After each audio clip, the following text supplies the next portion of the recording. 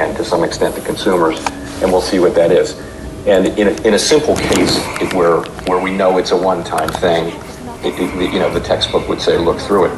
But I think the situation, you would want to also be sure of a couple of things. One just is that if it turns into a series of things, and it's more than that, if the increases are larger, that would matter.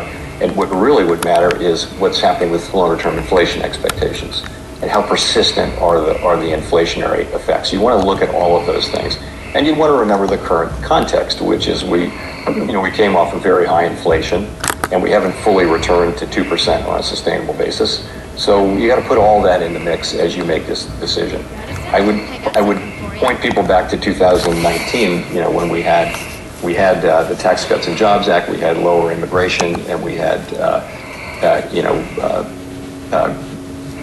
regulatory policy under President Trump in the first regime, and we wound up cutting 3 times because growth weakened so much. So there are many effects of tariffs.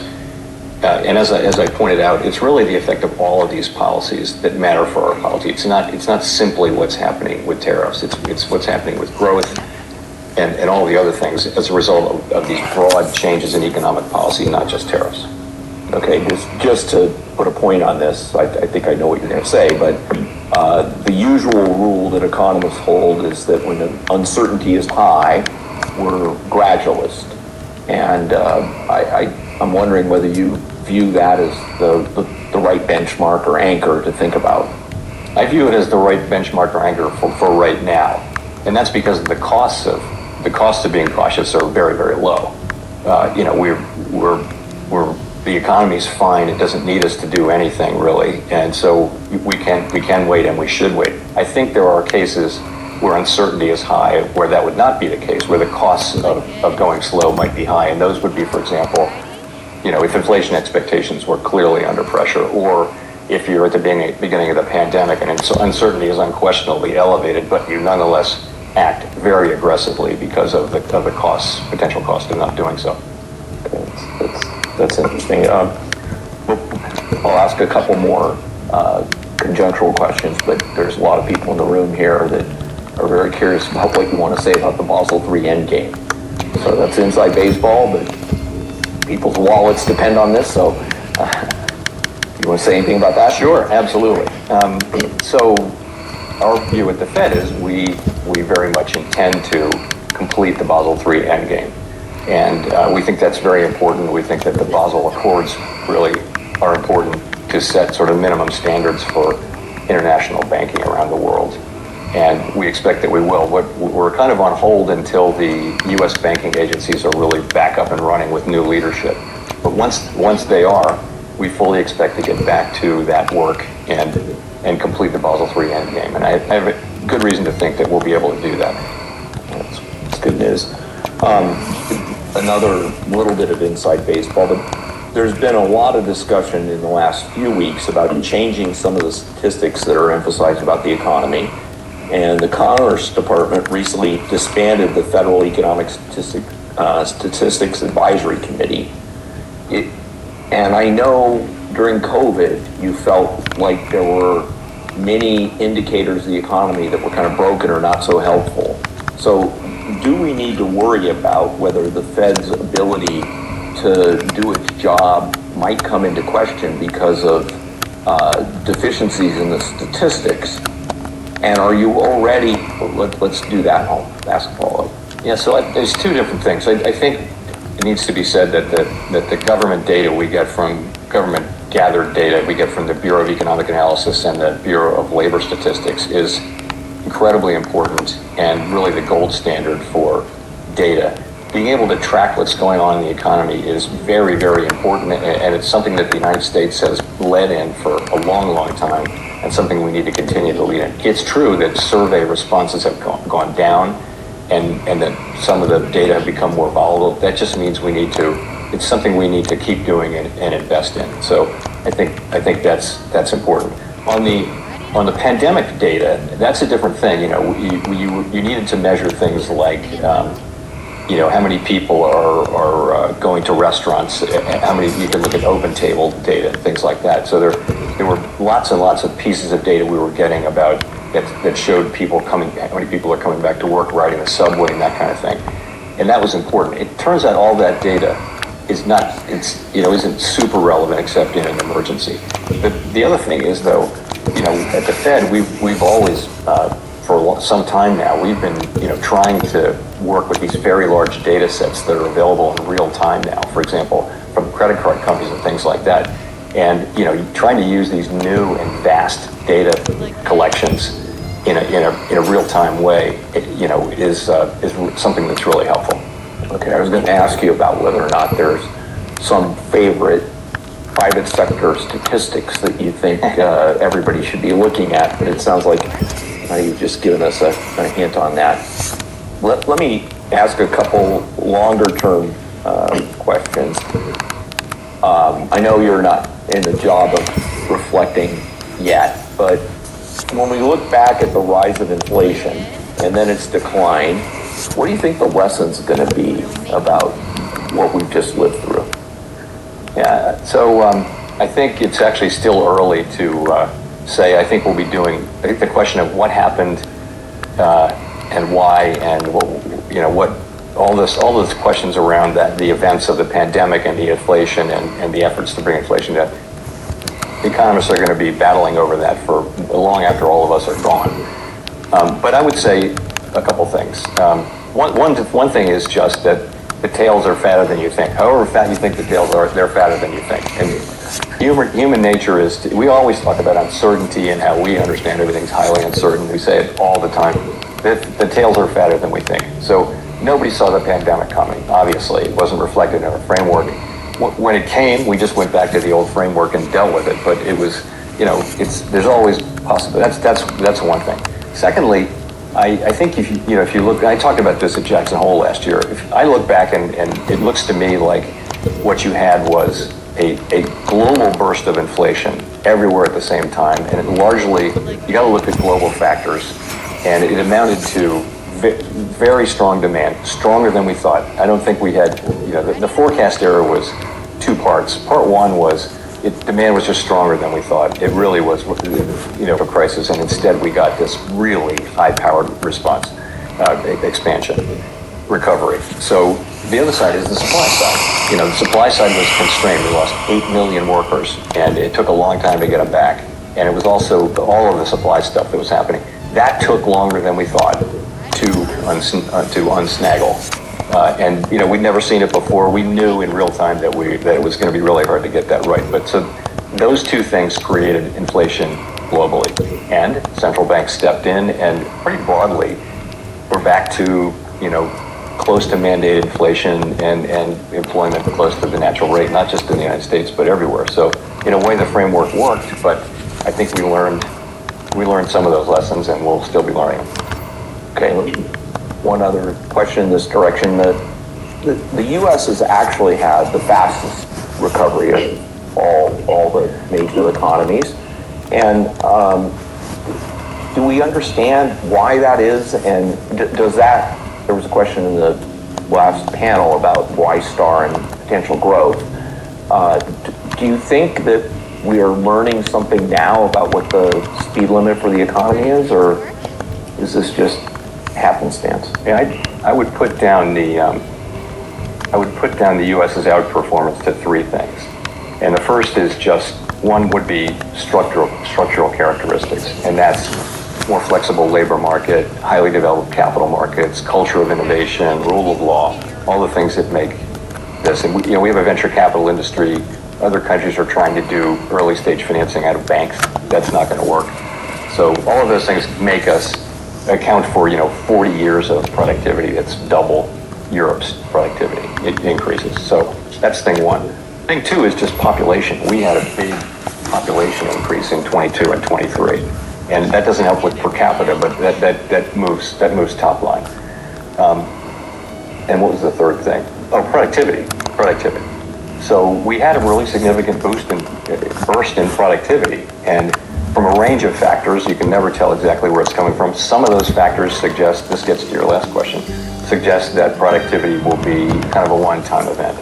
So, people were wound up automating a lot of functions in retail, and because people didn't want to work in retail anymore. But that may just be a one-time thing.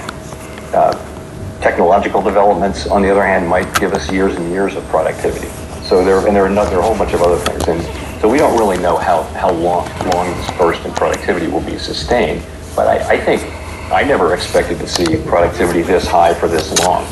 And our staff is marking up their estimates of potential growth for now and taking some signal about the future. You won't have that population thing going forward, but productivity is.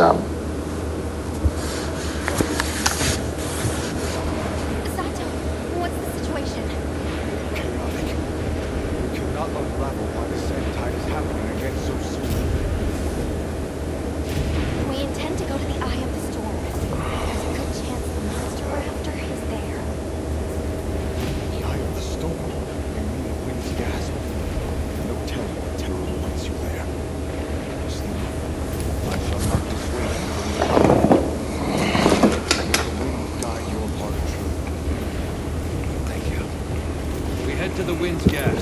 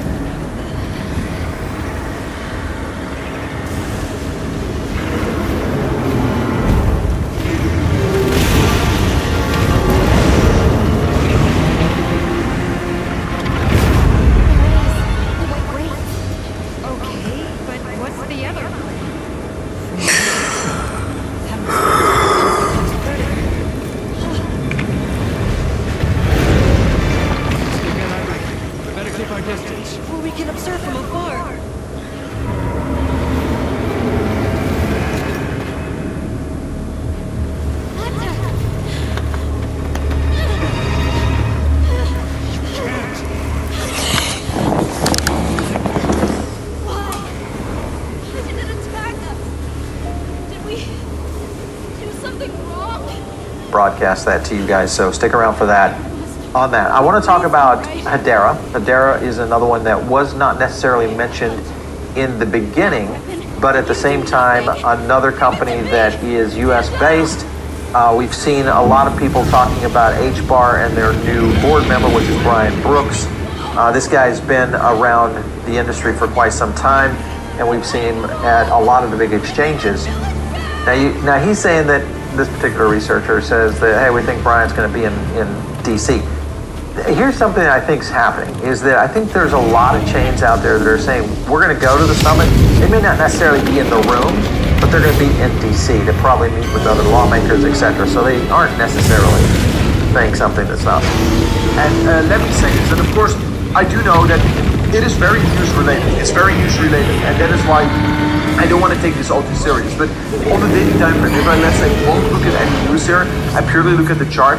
You see here first a major hammer candle, then another hammer candle, and now once again a big wick on the lower side, guys. You see 3 big wicks on the lower side in the daily time frame, and every single time we move higher. It just shows you there is a lot of buying strength right now in the market. That Elon's doing. He's doing something that a lot of people wouldn't have the courage to do. We want to streamline our country. We want to streamline, you know what, we want our country to survive and thrive. And we're finding billions and billions of dollars of waste, fraud, and abuse. Billions. And I mean numbers like you wouldn't believe. And we haven't even started yet. So it's actually just the opposite. We've told it, and people are thrilled. They can't even believe it's happening. And it won't affect many people. It only affects the people that get caught stealing.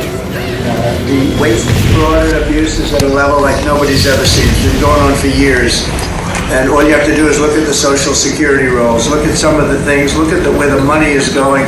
The Attorney General's looking into something, environmental protection, $20 billion.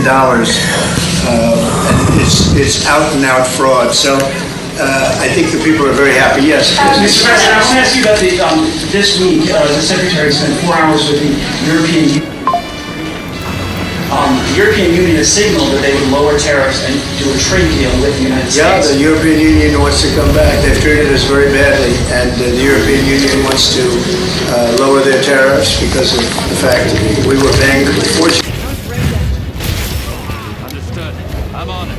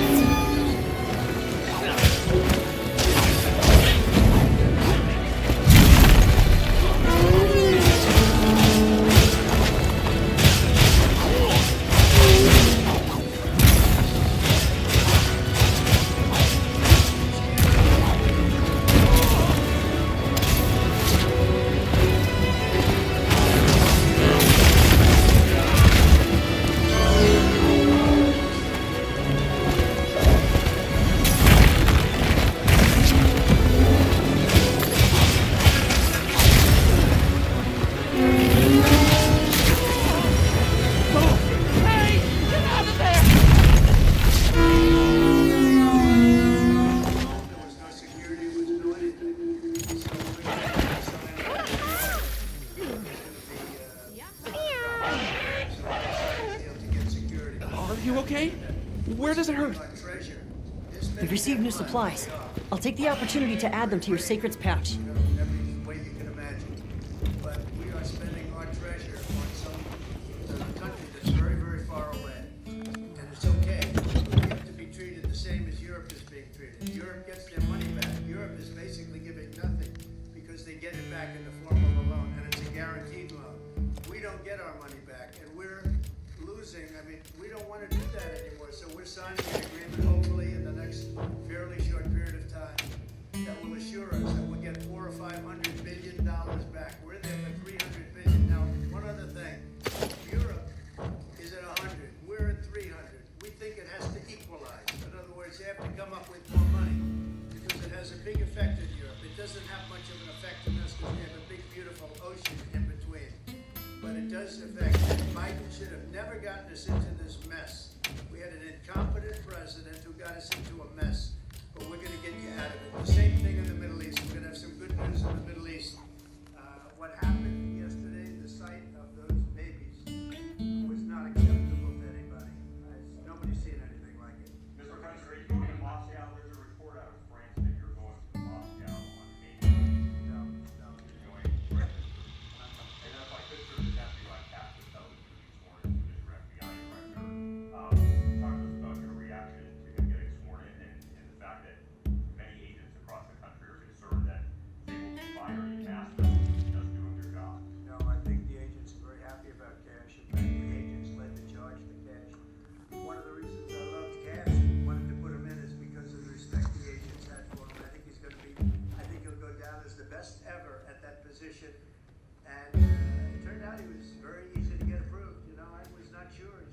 tough guy, strong guy. He has his opinions, and I wasn't sure. He turned out to be he went very smoothly. I don't know if he's in the room now. He's going to be in the room very shortly. Where is he? Oh, good. I'm saying the right thing.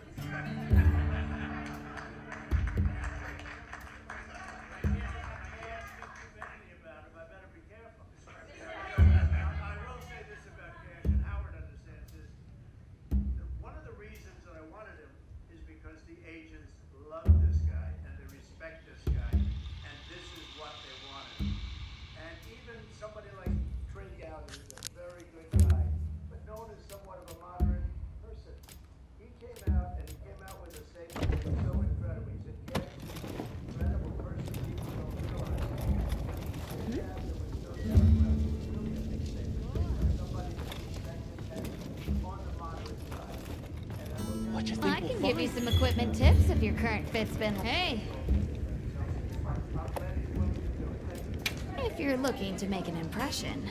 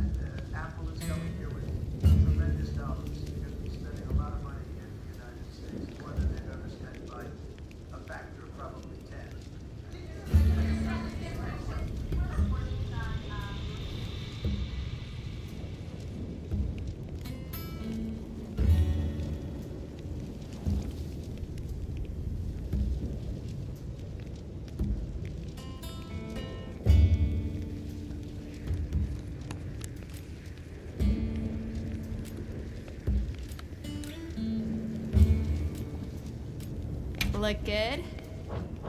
Done already?